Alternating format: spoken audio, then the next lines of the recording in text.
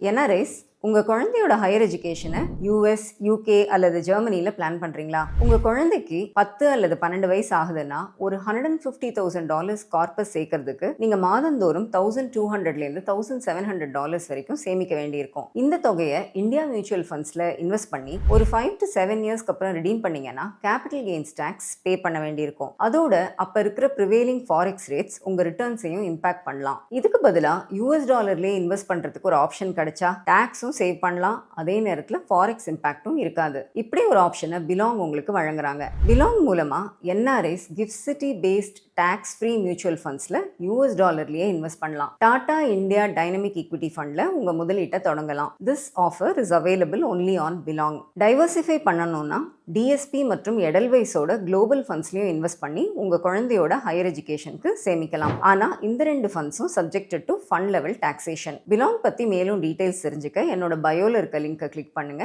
இல்லைன்னா பிலாங்னு கமெண்ட் பண்ணுங்க.